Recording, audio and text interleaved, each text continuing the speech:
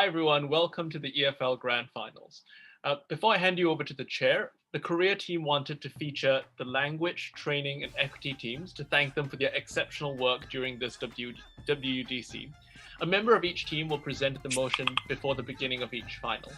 So the training team was composed of Hadar and Claudia, and to present the motion of the EFL Grand Final, I'm going to call upon Hadar. Thanks, Tex. So the motion for the EFL Grand Finals reads, this House believes that international discussion forums should not self-censor in an attempt to increase inclusivity to people from countries with stringent freedom of speech rules. Examples of self-censorship are AI conferences avoiding discussions on the implications of the use of a certain technology by oppressive regimes, competitions censoring topics, and moderators removing politically sensitive content from discussions boards. Best of luck to all teams. Thanks, Hadar, and thank you to you and the rest of the team for all the hard work you've done so far. I'm going to hand over to the chair, Ayal, who will take you through the rest of the proceedings. Enjoy and have fun. Best of luck to all teams. Thank you, Tex, and thank you again, everyone, and welcome to the World Final in the English as Foreign Language category. My name is Ayal. I will be chairing this final. With me on the panel will be Brent, Jessica, Claudia, Neil, Pranav, Robert, Ruth, and Stefan. Music is not only BTS. Sorry? I think someone has accidentally unmuted. Anyway, so I've just introduced the panel. I'm going to introduce the teams and then ask each of the teams to give me their speaking order and if they wish to state also their pronoun introductions. But first of all, the teams themselves. In opening government, we have Rosario B. In opening opposition, we have BUET A. In closing government, we have St Petersburg A. And in closing opposition, we have Kyiv A. Congratulations again, once again, to all teams for this phenomenal achievement of making it to the world final. I will now go, as I said, according to the order of the teams, asking each of you to give me your speaking order and if you wish to state also pronoun introductions. In opening government. Hello, I am Andres Revelo. I use masculine pronouns and I will be Prime Minister. Okay. Hello, my name is Sebastián Muñoz. I will be speaking second and I don't have any preferable pronouns. Okay. Opening opposition. Hi, so I'm Shisho. I'll be going as the leader of opposition. My pronouns are he or they. Okay. Hi, this is Johanna. I'll be going as the DLO. My pronouns are she or they. Great. Then in closing government. Hello, everyone. We're absolutely delighted to be here and best of luck to everyone. It's Andrew speaking first and Oleg speaking second. Thank you. Great. And closing opposition. That was CO, right? Oh, yeah, that was CO. So sorry. Yes, blame us. Apologies for that. Okay. Yeah. So closing government. Yeah. So Artem speaking first, Roman speaking second, he, him for both, please. Okay, excellent. So without further ado, I'm happy to, if all panelists are ready, if anyone is not, please write so, but otherwise I am delighted to call upon the Prime Minister to begin the debate. Hello, am I audible? Yeah, you are.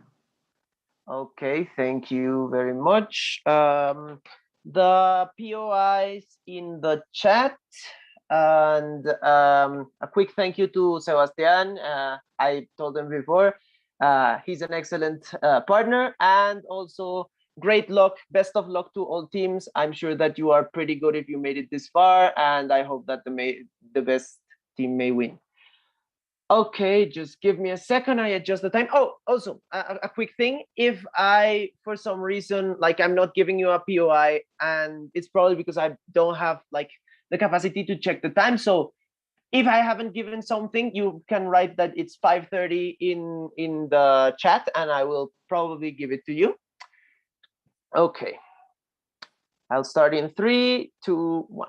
Okay, first of all, we have to talk about what types of discussion forums we're talking about. We're talking about probably forums like Davos, like the World Economic Forum, like the International Academic Forum, forums in which their basis and their ideas and their objectives are one, to share different ideas from different experts concerning different problematics that affect the majority of stakeholders that are involved in this. Therefore, like AI conferences are probably about talking about the risks that these things may have, or how to develop them in the best way, or stuff like that. Secondly, is to reach consensus amongst different world leaders to propose different solutions to problems that involve the majority of actors involved. Now, why do we believe that it is absolutely negative that these things censor, that they have to walk on eggshells to not offend regimes that are very harsh on censorship? First of all, because we believe that this is an antithesis of the basis principles that support discussion forums. And secondly, because there is a reduction of the quality of the discussion. Let's go with the first argument about how this is in principle is wrong. Discussion forums are by their own nature a free marketplace of ideas in which different people can talk about different topics, about different concerns and stuff like that. That will allow them to do different things, and people, different spectators and stuff like that, can watch and observe different ideas from across the globe in order to get like different opinions or something like that. When we actively self-censor, we are no longer in this place in which people have different or people can choose between which ideas are good and which ideas are bad, because at the first basis, there are certain ideas that are already off the table. This also makes it more difficult that in the future, different and more nuanced discussions are going to be able to be made. Why? Because in the long run, even like if we tolerate these countries for their censorship and stuff like that, it is probably not going to be reciprocal. Therefore, when we are like doing forums on democracy or stuff like that, these authoritarian regimes are probably going to crack down on whatever they want. In that case, what ends up happening is that censorship and spaces in which even like local spaces tend to be more pro-censorship, because after all, the ideas that are more likely to be won in these types of things, or the ideas that are going to have like the most discussion and the most interest, are ideas that already favor authoritarian regimes. Therefore, I think that the levels of tolerance of free discussion are going to be reduced over time. This is one of the main reasons why democracy has been falling worldwide, why the majority of countries are failing in their democracy index scores yearly. The decline is very clear on statistics such as Freedom House and such like that. I believe that free speech is something that is the basis of the majority of these discussion forums. And even if like there's good quality debates and discussions and stuff like that, we don't believe that in principle they should be defended. Now, before I continue, CO, your point. Thank you. In the world where there are hundreds of alternatives for the political discussion on political matters like democracy, why it is necessary to bring democracy at the table at the discussion on environment, international security, trade, and all the other important matters? Because those things have a deep influence on democracy. Because if you're talking about the environment, some authoritarian governments can use environmental agendas to crack down on certain types of activities, because things such as national security is like the favorite toy of authoritarian regimes with regards to how they use it, because artificial intelligence can be used for like all of these things of social engineering that crack down the capacity of people to resist to those second things. Now let's talk about the quality of the discussions that we are going to have in these forums. Understand that in the majority of these topics that we're talking about, whether it be economy, security, AI, etc., usually one of the most important things that ends up coming up is different risks that are happening with this. In their side of the house, when we walk on eggshells to please the different authoritarian regimes worldwide, what we are doing is that we are we're creating invisibilization of certain problematics that a lot of people think, but that they're afraid to speak about. Therefore, I believe that in two things can possibly happen. First of all, that the problem that may be big, because as I stated before, like all of these things, whether it be AI or national security or stuff like that, have been used by authoritarian governments to crack down on their people and to consolidate their power, get swifted under the rug, and that is a very viable risk that can happen. And we believe that one of the main topics of these things has to be the different risks that can happen. But secondly, and I think that this is very important as well, we may create false senses of security or create like false consensus. I believe that the false consensus is also very problematic because it creates different ideas not being discussed in the long term. So what we believe that is going to happen in their side of the house is that at best,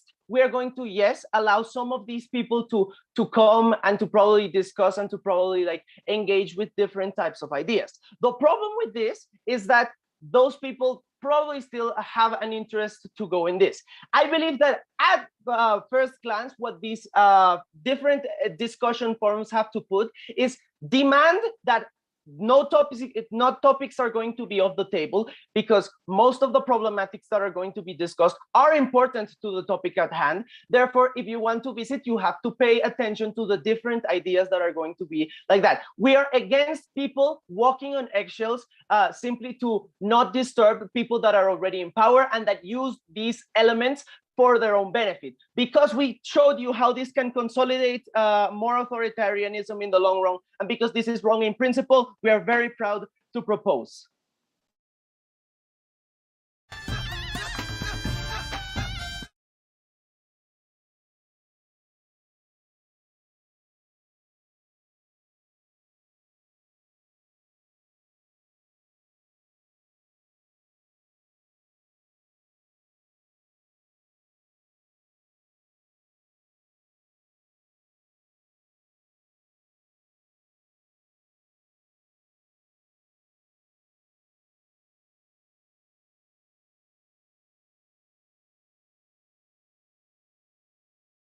And my friends and family.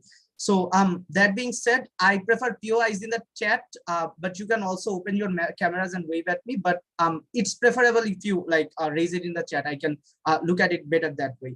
I'll start in like 5 seconds after I've gotten my notes ready.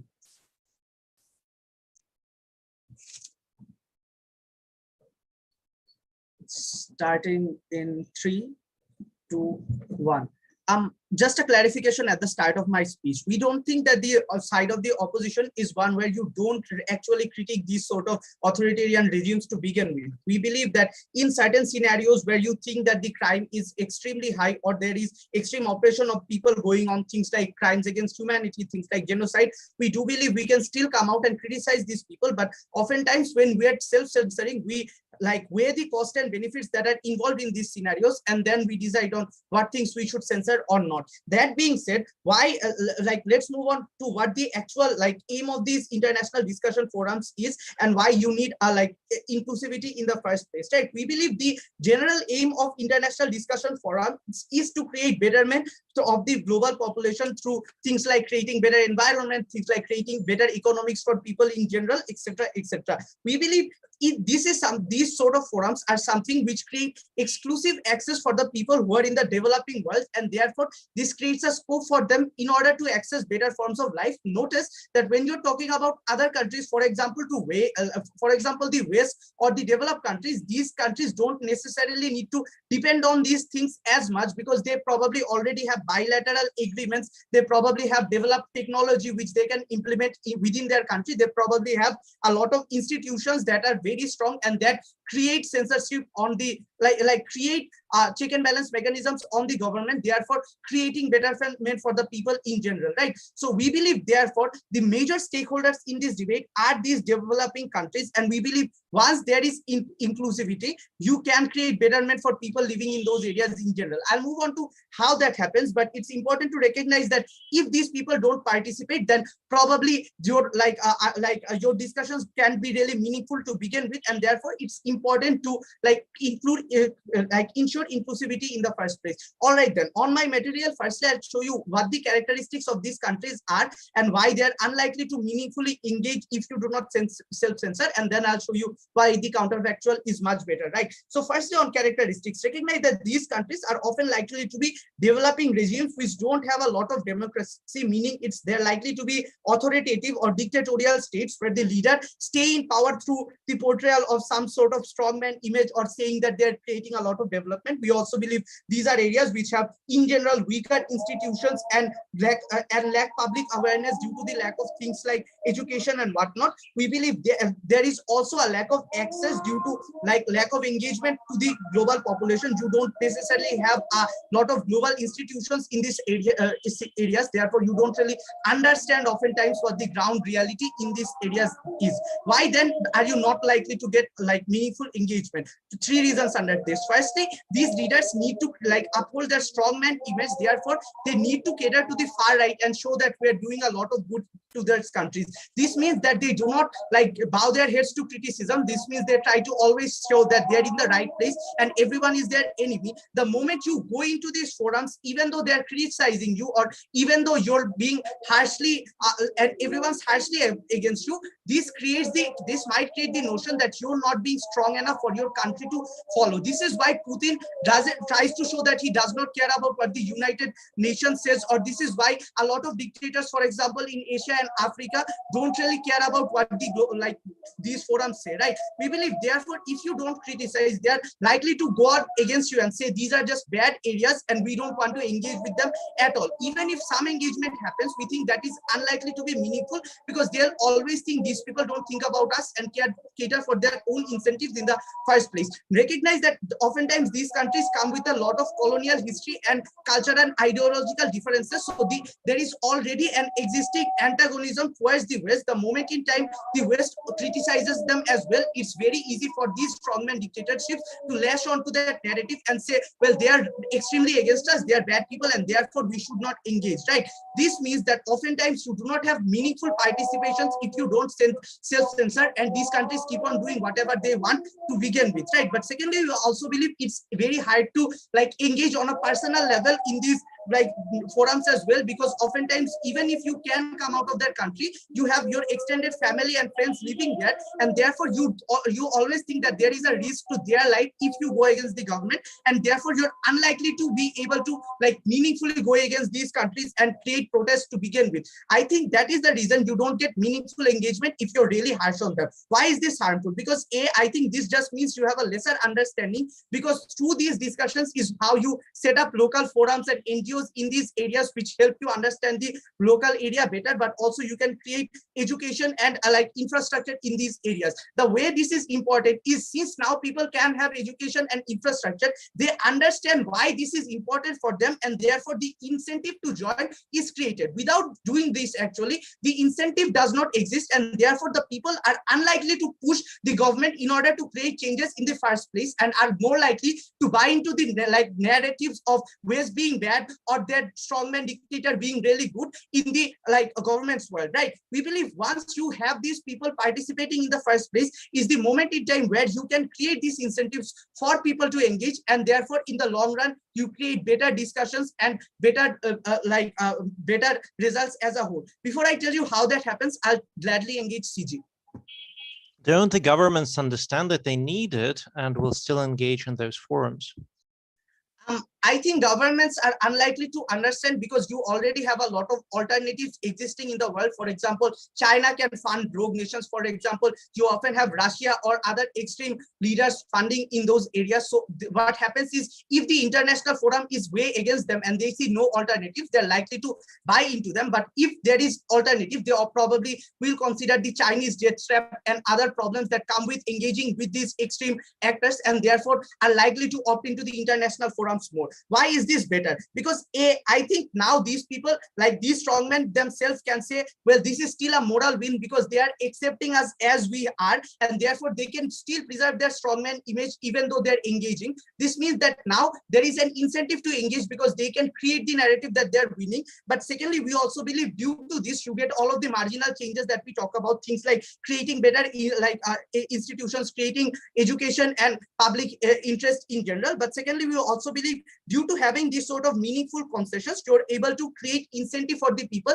in order to be better. This looks like China and Japan understanding the benefits of capitalism and coming out. We recognize that the status quo might not be the best, but it's still better than Mao being extremely against the West and not engaging at all. We believe we have a marginally better world in our side, and that's why we think OO takes this debate home. Very proud to propose. Very proud to oppose.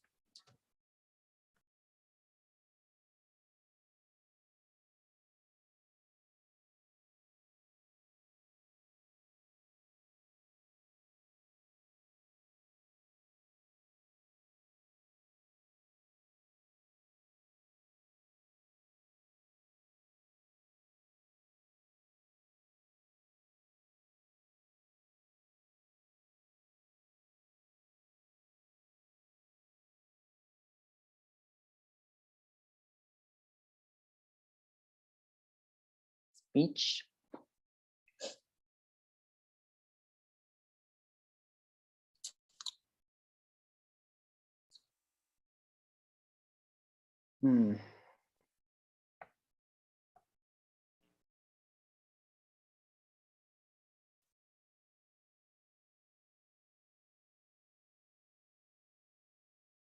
Okay, I'm going to start my speech in 3, 2, 1. First of all, some clarifications, and then I'm going to start with the clashes of this debate. Let's go with the clarifications. Opening opposition says that these regimes are like going to isolate and that they don't have like incentives to go to these international forums. First, I think that the international backlash already exists in the status quo. I think that these like authoritarian regimes are already like being like criticized by other regimes. I don't see like the marginal change that is happening in my side of the house. But second of all, I'm going to prove you all along my speech why these authoritarian regimes are like really independent, have really interdependent relationships with the international system, and they have a lot of incentives to like cede some of their power and to start like going within the dialogue that are within these international discussion forums. There are two clashes in this debate. The first one is in which side of the house we fulfill in a better way the principles of the international discussion, and second of all, in which side of the house we create a better change in the long term. Let's go with the first clash, in which side of the house we fulfill in a better way the principles of the international discussion, and it is like very dangerous for opening opposition to not engage with the principal argument that we said. What did Andres say? Andres said that the coherence and the main principle in which we create this kind of pluralistic places is in order for us to create a better future for it doesn't matter like from where they are, or it doesn't matter like from where they're from. This means that we cannot consent to have a pluralistic dialogue with regimes that don't let the plurality within them flourish in the first place. But second of all, I believe that the most important thing on this debate, like it doesn't matter the consequences, is that we are coherent with the principles of letting people to speak their truth, of letting people to have a freedom of press, to letting people to like express any political, economical, or religious opinion without censorship of the state. I believe that a lot of the states are oppressing their population. I believe that we cannot like consent to be like a part of this oppression in the first place. Second of all, and let's start with some rebuttal. Opening opposition says that China and all of these states have bilateral relations, so they are not going to be interested in these discussion forums. First, I think that China right now has an interest to become a global power. So that because of this, they want to enter the international discussion in the first place. This is seen as China entering new international organizations and wanting to become like a main actor in the global area. But second of all, for example, Russia or these kind of states like want to recover the massive power that they had in the past. I believe that deeply in the interdependence world in which we live in, the diplomats, these politicians have a lot of incentives to go to these international forums. They because if they isolate, they lose in the comparative between like comparing them with the democratic states and like the majority of the places. But second of all, I believe that in my side of the house, we are creating we dissuade the authoritarian regimes in order for them to use the technology in a bad way. This means putting restrictions to technology innovation and trade in China. They doesn't want to like concede some of the innovations. But second of all, we don't care. And they basically said that Putin and all of these people are going to feel bad. We don't care that these politicians are going to feel bad if they are using the knowledge that we are sharing with them in the forum to oppress their population even more. I think that even if in their side of the house there is going to be a consent and there is going to be a dialogue, the dialogue in the long term is not going to fulfill the principles of these international organizations because we are just oppressing more this kind of population. I believe that this vulnerable population that doesn't have any ability to their freedom of speech or to like express any truth in the long term in the opposition side is going to suffer even more, and it is not going to have any counterbalance in the comparative.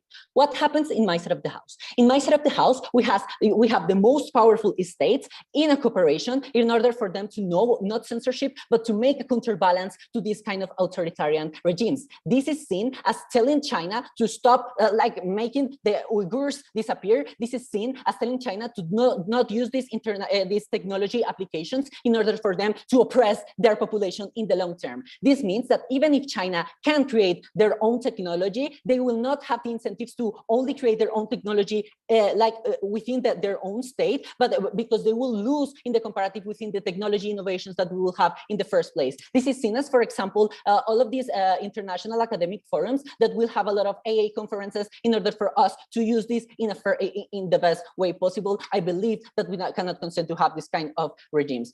Before I continue, does CEO has any POI? Thank you, we do. Your case is there is a good principle that the discussion helps to solve the problem. The problem is the principle works only if it is respected, and you play in vacuum. If you have Russia who refuses to have a talk, if you speak about politics, okay, how do you suppose to solve the problem? Okay. Let's compare, because even if like this principle is not going to be respected, I think that in the comparative, it is a lot more likely in my side of the house that we dissuade this kind of authoritarian regimes to respect it in the first place. In your side of the house, we don't make any criticism. We don't create any incentives for them to enter and start entering this kind of international relations. In the comparative, even in our worst case scenario with this, when these authoritarian regimes don't fulfill the principle, in my side of the house, we're not giving them more technology, we're not giving them more economic growth in order for them to keep oppressing their population. I believe that when we don't shut up about their oppression, I believe that when we don't shut up about how they are trying to maintain their population, we're a lot better in the long term, even for our countries and within the long term. Before I continue, opening, please. 3. Yeah. So we had the same POI. In order to create meaningful discussion, you need first participation, which lets you understand the ground scenario upon which you create the solution for the problems you're facing. Without participation, how does that happen? Okay, if you're going to say that there is something bad in my side of the house, you need to explain why it is better in your side of the house. I mean, even if there is going to be cooperation in your side of the house, this cooperation is going to be contradictory with the principle of this. But second of all, why the politicians have a lot of incentives to fulfill this principle, and why the politicians of the authoritarian regimes have a lot of incentives to fulfill this principle? I think that when we live in a highly interdependent world, I think that for example, these people are against sanctions. These people are want to take care of their international image. I believe that in my side of the house, when we give a social pressure and an international pressure in order for them to fulfill this, it is a lot likely in the comparative, because in the comparative, even if opposition proves to you that they are going to have consent, that in the long term this consent is going to be contradictory and is going to oppress more the population in the long term. Why did we win this debate as OG? First of all, we took the most important actors, which are these international institutions, and second of all, we talked about the vulnerable population in these regimes. Because of this, proud to propose.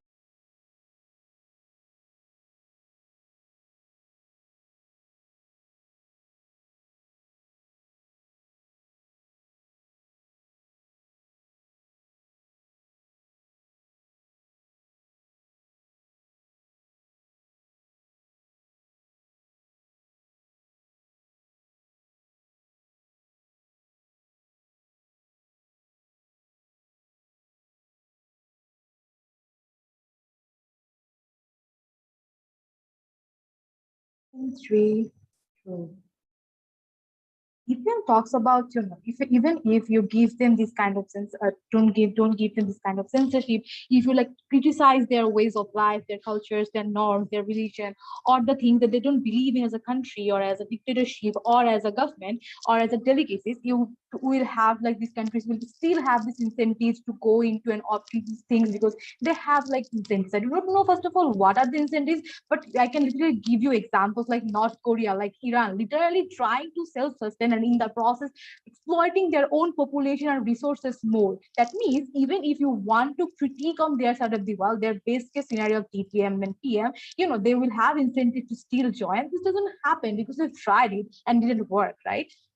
Now let's go by one by one. DPM comes up and talk to you about how international backlash already exists. That is very different from going into and sitting into head to head with another delegate or with another ambassador and seeing and listening to sheets about your country, like what your country is not doing in terms of democracy or environment, etc., etc. That means it's very different. Hard hear about this kind of news, like Biden criticizing Russia or something like China is doing, or like not like opposing it within the news system, and like sit with that person head to head. That means like she should analysis of how this like literally hurt their strongman images or literally hurt their power incentives within the country. These things are not going to happen. So even if international backlash already exists, this always gets odds on their side of the wall. When it already gets odds on their side of the wall, they will have less incentive to join this kind of international forum to first place. And if you do not have like these kind of actors who are like opposed to you to sit in the table and have a meaningful discussion and have an intersecting points, even if they're watered down, even if they're censored, there is no point of this international discussion forums, because without these developing countries, this dictatorship, actors like Russia or China or North Korea or Iran, you literally have like Western Europe, and they already agree with a lot of things in terms of democracy, environment. I really do not see any point of this international discussion forums without the inclusivity and without increasing incentivity for this kind of leaders and for this kind of ambassadors or scientists from this kind of communities to begin with. The second thing the DPM comes to talk to about in terms of principles, how they have principles, freedom of choice, freedom of what they are want to do and what are the things they would like deem as bad. So far as this actually gives incentive to only talk about what are the things that only like US delegates want or like European delegates want, because even if China comes in their base case scenario to this kind of thing, they're going to oppose this kind of sensitive topic, and that is why they need to get censored down. So in their side of the world, they literally do not protect the rights of these minority countries like delegates. They literally like give rights to more like the USA or like countries like developed countries who have already more rights than these delegates and already have more significant amount of power in this kind of international discussion forums too. That is why the rights they are talking about gets restricted on their side of the world. When you literally push a delegate from a Muslim country, a scientist from a Muslim country to go through some kind of discussion which they do not agree upon by the dint of their religion, by the dint of their culture, and by the dint of their what are the things that went into their country. That means the rights on their side of the world gets more demoralized in compared to ours. That comparative is fairly easier, right? But third of all, what this kind of things look like. Panel, look, you need incentivization to give them this kind of people to come into a discussion in the first place, because so far they have a negativity against this kind of international discussion forum, because they think they are going to take away your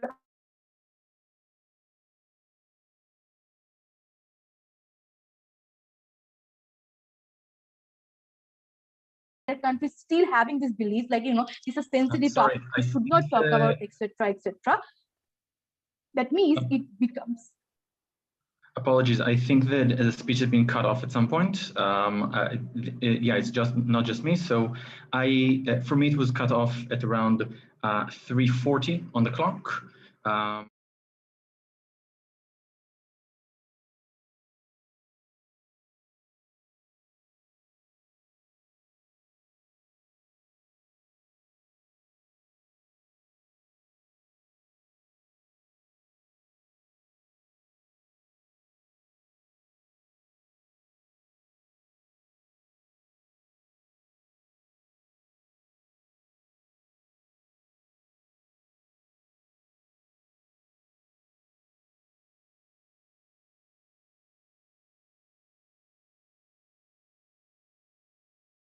Three, two, one.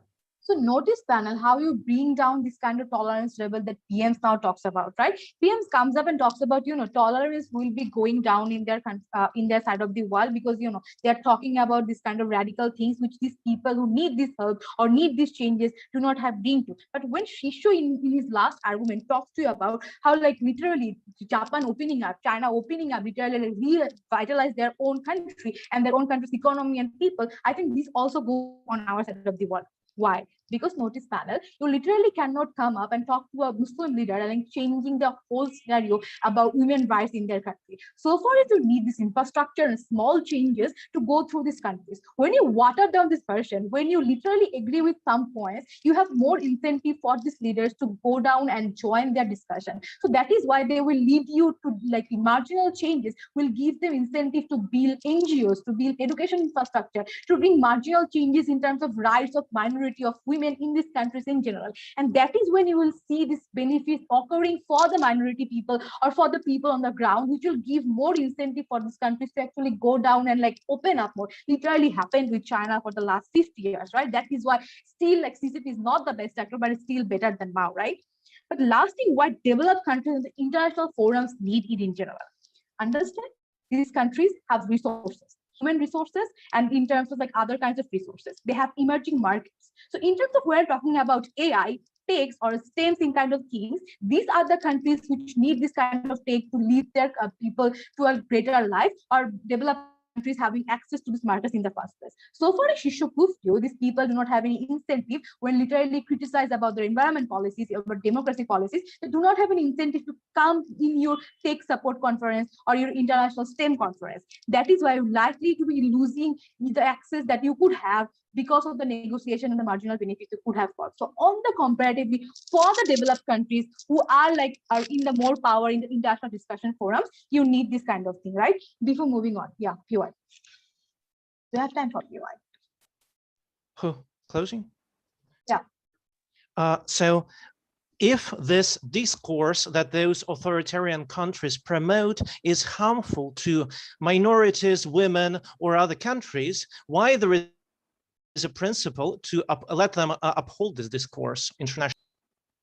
Because I just gave you the example. If you cannot come up with them and like sit down with them, you have no access to their countries, you have no access to the cultural norms, religious norms. So that means you have no incentive to break this down. Even if watered down function, you literally have access to text because you agree with something in some intersecting points, even if that is not radical or life-changing, you still have this marginal benefits. And that is what like it gives incentive to these people of this minority to have access to this kind of rights and text in the first place in your side of the world, these leaders do not have. Lastly, panel. In the comparatively, even if censored down, we have these discussions in their side of the world. They have no likely discussions. That means the international forums and their aims do not get fulfilled on their side of the world. It gets fulfilled on our side of the world. Very proud to propose this session.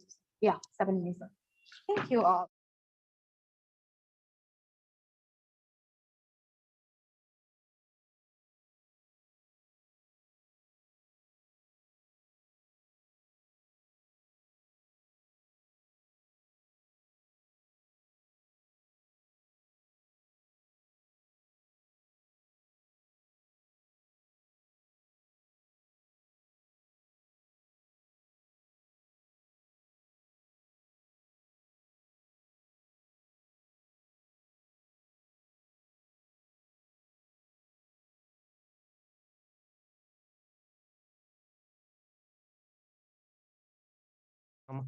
So far, but also to thank all the people from my circuit and other circuits from the debating community as a whole, who have made this community very much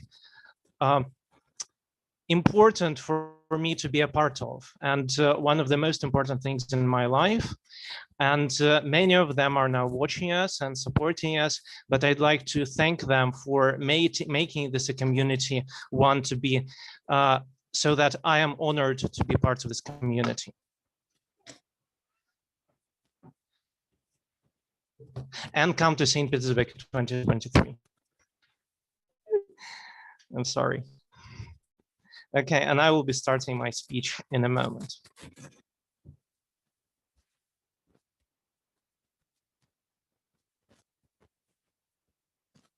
First, we are going to be the first government team to explain why the censorship that we are talking about becomes pervasive and pervades all the discourse institutions of the West. How does that work? We believe that we can see in the status quo the pervasion of censorship and of control by those authoritarian leaders of different platforms. How does that happen? Conferences are organized by institutions and organizations. That means that if you organize a conference and you don't want to be boycotted by Chinese students or Russian students or anyone else, you want as the institution to try to avoid those topics in an international discussion forum so students you and don't censor and don't avoid interacting with you. We believe that academics and policymakers normally want the best platform for their research and for their proposals, and the best platforms tend to be the very the international discussion forums that we are talking about. That means that they are less likely to engage in research that will not be looked favorably upon by China or Russia. That means less research and less policy development in that area. We believe that best people who can go on to take best jobs want to avoid criticizing China, for instance, if they want to get a lucrative debating job in China and don't want to debate a WUDC grand finals. That means that the authoritarian censorship pervades the Western discourse throughout, because also those forums, they tend to be the most authoritative, and other forums base themselves on those large forums. That means that if the most prestigious forums avoid some topics, then other forums also tend to avoid some topics. And only at this point do we get the principled harm of the opening government saying how bad it is that we lose discourse and lose ideas, because they only lose it in small fraction of all the happenings, and we lose it throughout. Okay. Second of all, we believe that those authoritarian governments are actually extremely dependent on those forums, and they benefit hugely from involving in those. Why? Because they need to improve their human resources, both by improving their personnel and attracting foreign human resources. Who are those people? Those are the elite. Those are the academics who need to be sent to international conferences to know the best technology. And right now, China tells you that, oh, if we send our researchers to a conference, you can't say that we don't have medical ethics in China. You can't say that China engages in industrial espionage. You can't say that China is using AI for bad means. That means that like this basically becomes the requirement, avoiding those topics becomes the requirement for China or Russia going there. They are also dependent on their elite and policymakers and decision makers knowing the best intel, knowing the best practices. That's why they need to be in those forums. They need their propaganda and mass media people to be the best, like know the best ideas and know the best information in order to hold on for power. But also the authoritarian governments get a lot of external legitimacy because they participate in prestigious forums, prestigious events. They can portray themselves internally as solving global issues, as China does, for instance, or as Russia does when Russia tells its people that, oh, we are here with US and China solving issues. So what does that mean? What's the change here? We like because no opening team has talked about the change. So either those countries will avoid those forums or they will continue to go to those forums. So those countries which avoid the fora, they will fail because of the importance that I ascribed to participating in those forums. They are more likely to have a less stable government and have a government change because like Russian legitimacy legitimacy depends on your foreign policy success. If you don't participate in those fora, you don't get foreign policy success. Chinese government depends on economic success. If you don't get technology and decision-making, you fail. But we believe that they are most likely to continue going to those fora. Why is that? Because it's basically a bluff. They are trying to control Western fora, but they rely on them so much through the mechanics that I have just explained that they will continue to go to those even if China and Russia are criticized there. That means that the people who become the Chinese elite or the Russian elite, they are given more liberal ideas, they are given more critique of their state, and when they become the government themselves, they are going to liberalize. Here we engage with the OO because we get even more engagement with that and more gradual change because they get the better ideas. OO, go. Questions. So what do you think is more important for Ayatollah Khamenei or Kim Jong-un? Resources for their country, giving into this international scrutiny, or continuing their godlike personality saying we are the perfect ones and we are the things that we think are good? Okay.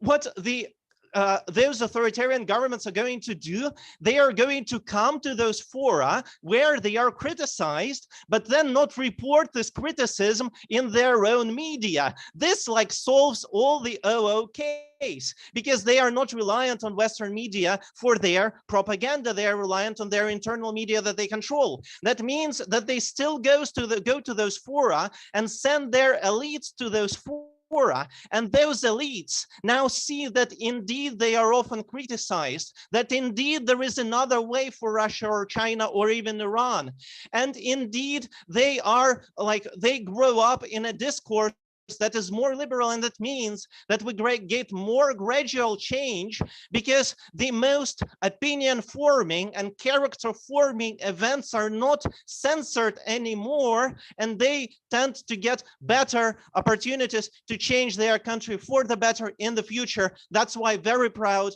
to propose. Thank you.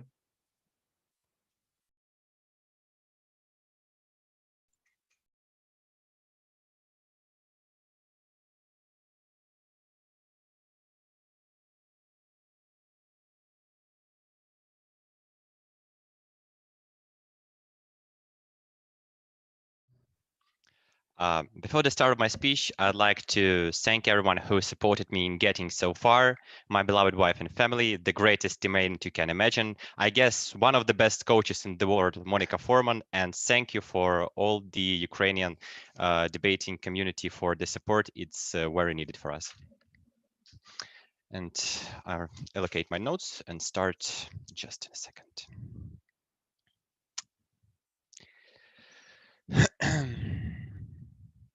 Opening government brings us Davos as framing for this debate, but fails to recognize what actually Davos is.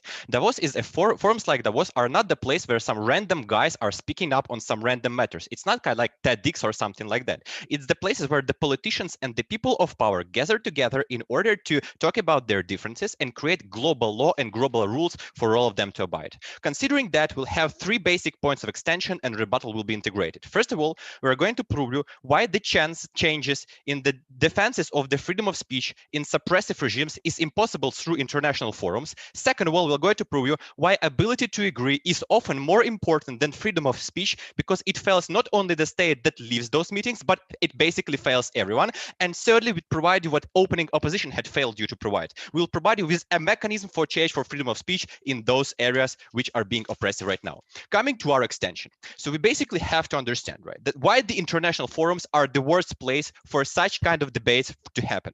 Because those regimes who are being like authoritarian, they in the majority of cases prioritize their own interests over A, interest of their state, B, over the global interest of the world. Why does it happen so? Because in instances, if those people for some reason will lose power, they either go to jail, they might be executed, and at least point they will lose all the power for which they have all the excuses to ignore all the other human rights violations. Second of all, we have to understand that basically the international forums is the worst place for those discussions, because those matters basically cannot be discussed publicly and be efficient. Why? Because if you start to discuss publicly, for example, how Russia is like ignoring the human rights violations, what does Russia do? Russia just starts to increase its propaganda and antagonize towards all the stuff that you're actually saying. That is why basically we have no reason there. Or you can do the stuff like China does. It basically limits that information from entering into your society, or like Korea does, and nobody actually knows that this stuff was told. It doesn't have the representation in media. It is being censored within those states, and basically all your impacts doesn't work. Basically, OG concedes that all those regimes are being criticized already, and if the critics already doesn't help, we never heard the logic why the critics at the international forums will help them. But we tell you that there are lots of different instances which can help you, like international justice courts, personal sanctions, like helping opposition financially, which doesn't have to allocate with international forums. Answering on that instance to the closing government, first of all, the fact that discourse is not on the forum doesn't mean that discourse doesn't exist elsewhere. Second of all, the logic which applies for us that the state will never tolerate this stuff also applies to both the big forums and the small forums. Therefore, we don't see how they work. Second of all, why it is extremely important for us for those forums to work in order for the global prosperity and global security. Often we have to understand, right, that we have a freedom of speech of other people, but the value of freedom of speech of other people, which are basically other people, is often far less important than other rights which you are struggling for, and often it is not contradicting to those rights. We are telling you that there are different countries with different ways of their development. We have Saudi Arabia, right, the Iranian Caliphate. We have the China with their socialist model. We have the European Union, and we have the authoritarian Russia. And the fact that we are living in one world, we have to agree on some certain questions, which basically have nothing to do with the freedom of speech, but have to be dealt with in order for the society all over the world to prosper. And it's also in the interest of the Western democracies. What are those questions? It's like the COVID redistribution healthcare program. It's the matter of health, of global security, nuclear weaponry, nuclear arsenal, the stuff that prevents our wars from being stored. The matters of the global welfare, which prevents tariff wars from being stored. The matters of attacking terrorism. The matters of like making space a safe place without weapons. If we don't have the rules on that, we'll basically won't be able to agree on that. What happens if there is political biases within those matters, right? First of all, the political regimes prioritizing their own safety over those measures, which also been conceded by the government, are likely not to go there. And by not going there, we cannot establish rules which be agreed upon by everyone. Second of all, even if they come there, we have to understand when there are some matters which are being pressing towards them and pressing toward the opposition, it shifts lots of attention from the matters which actually can be resolved to the matters that cannot be resolved. On the second point, we have to understand that it basically antagonizes people towards you during those speech, making those agreements basically less possible. Where does it lead to?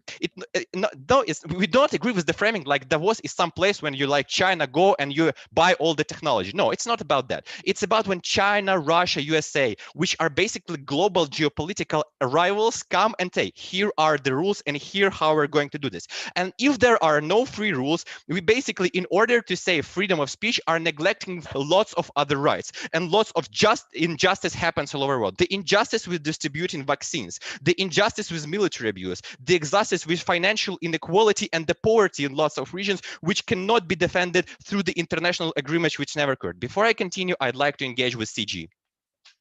Yes, solutions to those problems are as important for those authoritarian regimes as for everyone else. We explained to you why they will still engage in solving them, because they depend on external legitimacy. So basically, if the regime has existential crisis, right, it is far more feasible for them to try to wait till the matters will change and not to go into that, risking their legitimacy in trading with you. And thirdly, about the mechanism for changing freedom of speech. The opening opposition tells you that they will start to cooperate, but they never provided the mechanism and the logics how the cooperation actually works and how we reach the freedom of speech changes in the long run. We have to understand that by going through different international agreements, right, which might be both economically or defensive or like ecological, the states build up bonds between one another, right? And when one of the states basically is being aggressive towards other states, right, it has less legitimacy to do so because it has lots to lose. And the majority of states which are liberal democracies have actually the ability to push for change when they are being directly related with those oppressive states, because nowadays economically they have far more power, far more abilities. And if they like go through the mechanism of social change in the long run, they represent to the local population that the best way for them to deal with is to cooperate with other stuff. It will be too costly for those local authoritarian regimes to go haywire, to go rogue, or to go against them. On these matters, on the points that it is necessary to agree on lots of measures in order to struggle in the global injustice, we are very proud to stand at the closing opposition. Vote CO.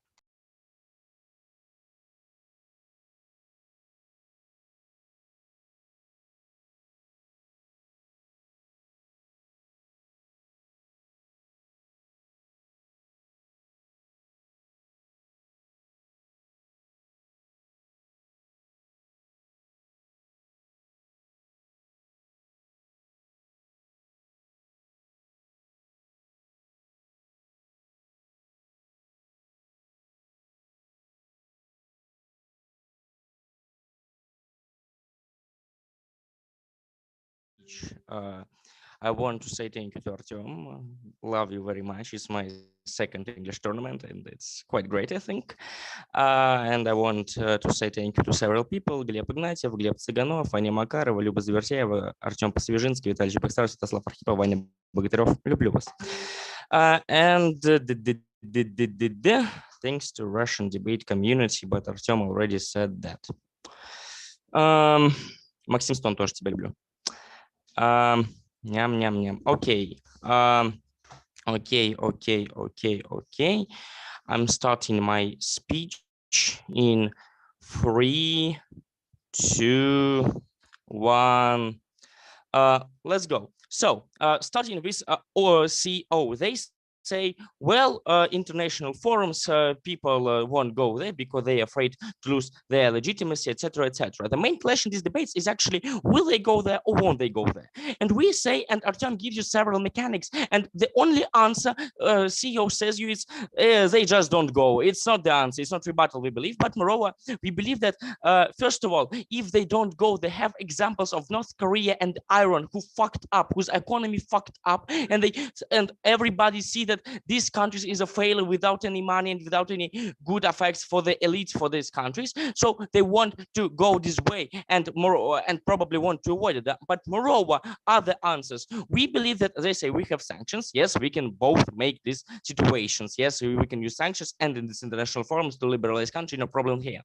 But moreover, we believe that people these countries just couldn't not go there. Why? Because if they do, the regime will fail. Why? Because political elites and academic and intellectual elites who will become political elites will fuck up. Why? Just because they will have lack of information what to do and how to do, and will not be able to go to the actual problems of the world.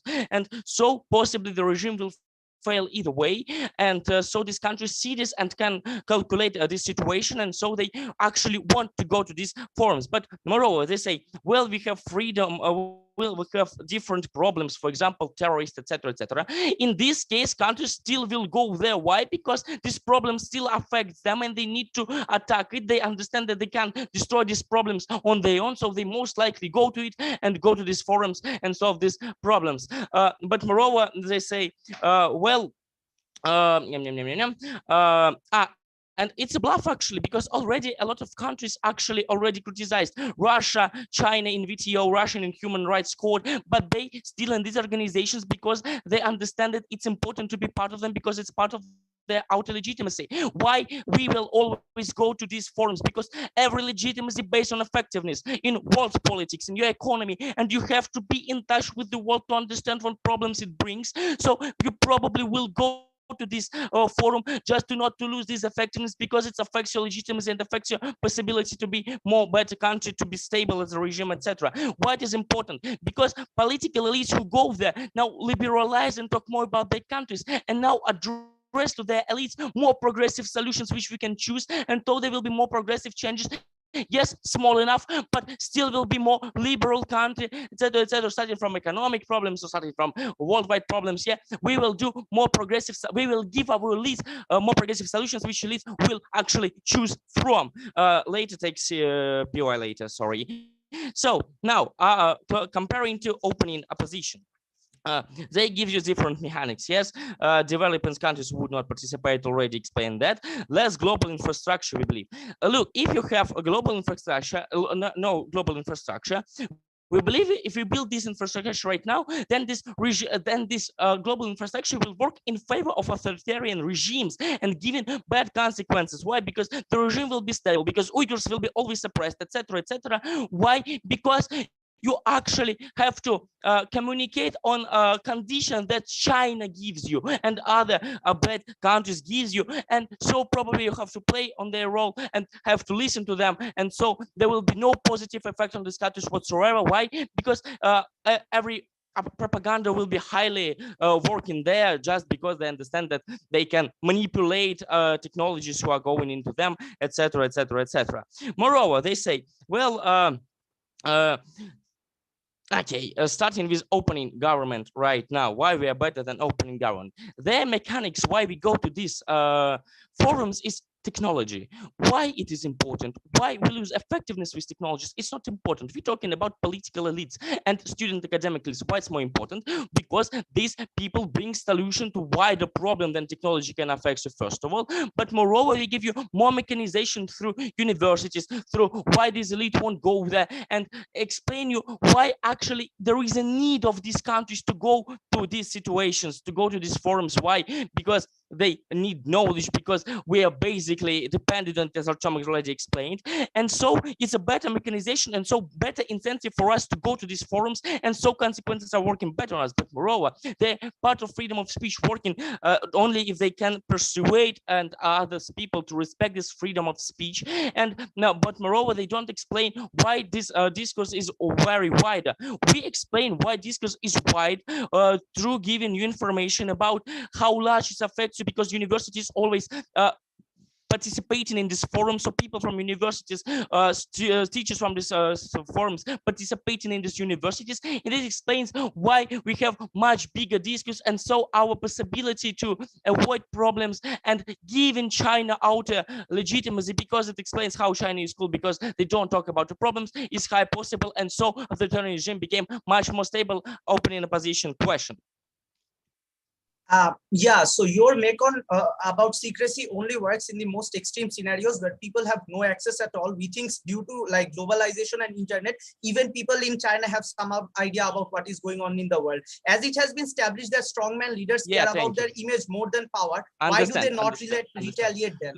There is no alternatives. Why? Because international forums gives you much more knowledge and much more resources than any authoritarian confederation on their own country. Why? Because much bigger people who can talk about problems, and so much wider see on the problem, and so much more advanced solutions there. And so it is important and necessary how to work there. Why? Because lack of knowledge gives you worse solutions, and no elite wants worse solutions because it affects their legitimacy, and we want to avoid that. Yeah. So moreover, we understand that even if it's true with censorship, we don't understand in a world of opening government how this censorship affects a large group and who are actually affected, whereas only we are affected which group is important, and we give you why political elites is important, whereas technology is not important, and not everyone doesn't understand why it is important to open in a position once more. Yeah, they say, well, heads of countries won't go to this situation. They will go actually, and ministers will go actually, and will go to proceed, give you different solutions, etc., etc. And otherwise, if you're working on other conditions, everything will be related to China's conditions, which won't affect liberalization at all. For all these reasons, WUDC go into Russia.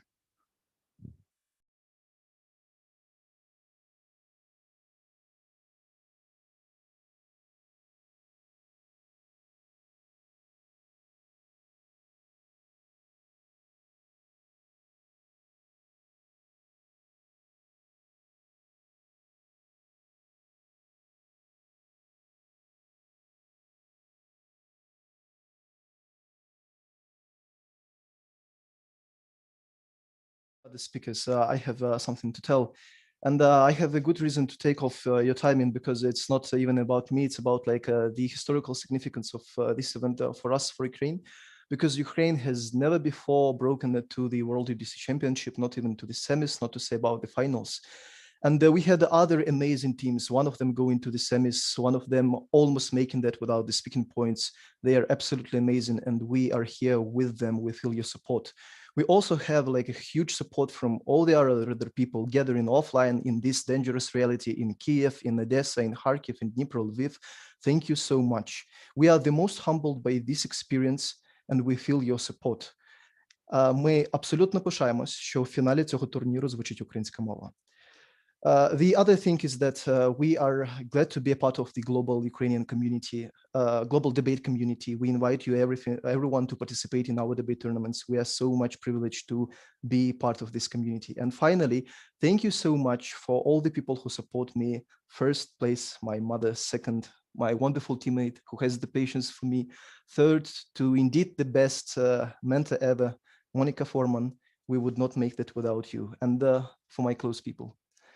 So therefore, thank you for giving me this time. And I will start in, I will start in 3, 2, 1. First, we are winning the closing government. The closing government stands on a very false premise that dictator regime depend on the outward legitimacy. First, it is not true, because legally you depend on the legitimacy of your elections. And even if you are criticized as Russia for occupying Crimea, if you are criticized as China for violating the human rights regarding Uyghurs, it does not affect your legitimacy as the country. You still act as the global actor, you still exist, no one invades your borders, no one can put any mechanism on you on not recognizing you. You are only subjected to sanctions, but that is not a part of the legitimacy.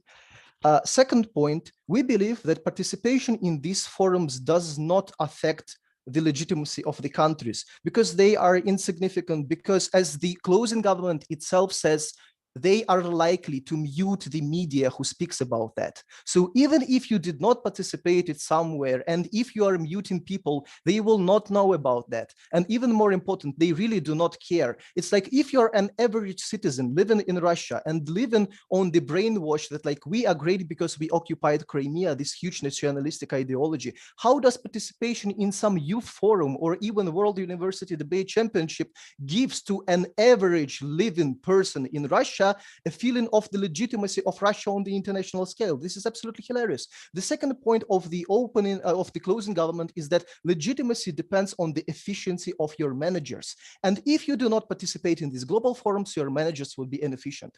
First, we believe that countries as Russia has wonderful internal resource to teach their own managers. Let's say hello to Moscow and wonderful scientific schools and all the other stuff.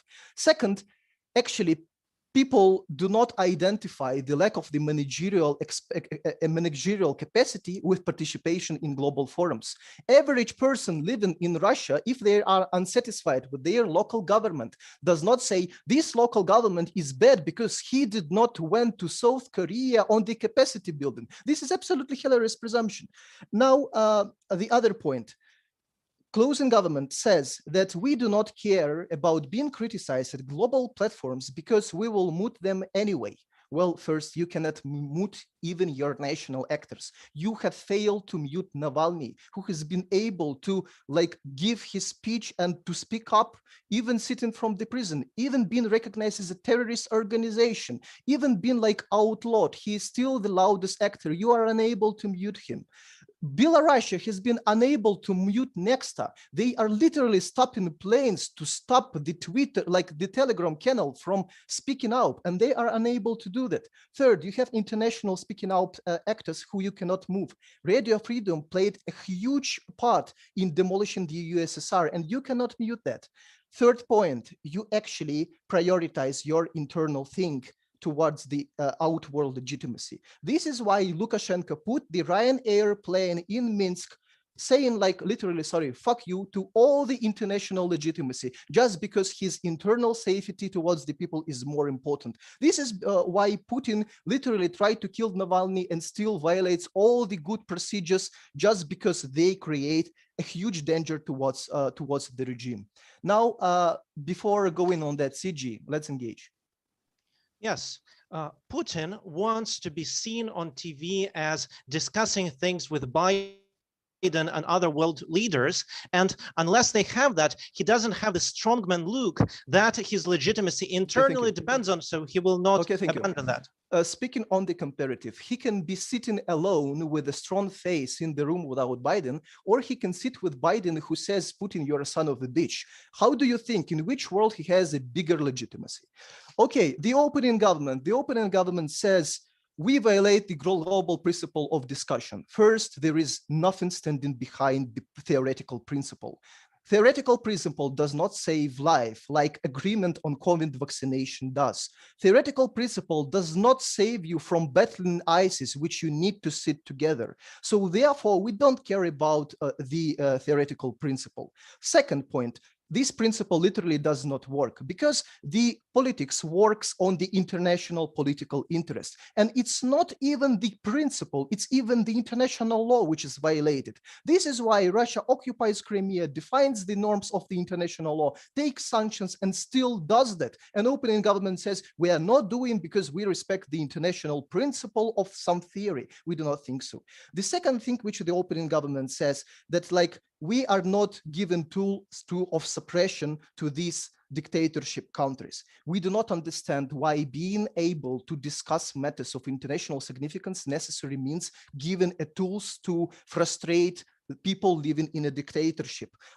In most of the cases, if we discuss COVID vaccination, we do not give an instrument to suppress your people. If we decide to fight ISIS, we do not give an instrument to suppress your people. Second point, you can be blackmailed by these countries, even if they do not participate in these things. It's like Russia says, okay, if you do not give me this technology, I will not participate in ISIS. This case is possible regardless of whether you discuss the political matter or not. So this is not a relevant case in this debate. Finally, the opening opposition.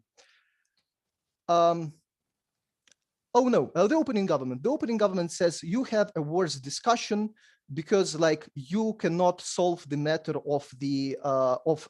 of democracy if you do not discuss them.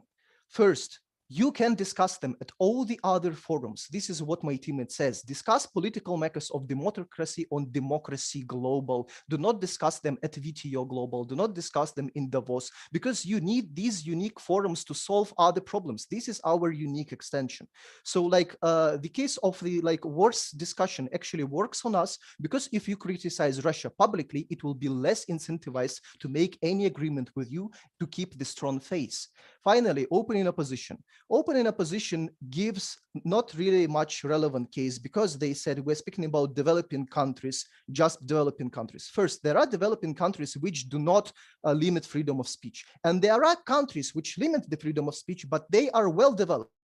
not the developed countries. Therefore, the relation to the developing countries is actually irrelevant, because it's not about whether the country is developing or not. It is about whether the country limits the freedom of speech. And therefore, we are more relevant in this debate, because we are not speaking about whether you are developing or not, which is not relevant. We are speaking about whether you are dictatorship or not. Therefore, we are much more relevant in this debate than the open opposition, and therefore we have a wonderful state in this debate.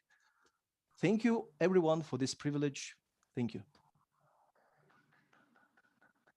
I thank very much the opposition whip and generally all speakers for an excellent debate. Let's give them a round of applause, at least the judges, if you can turn on your cameras to just point that. Thank you so much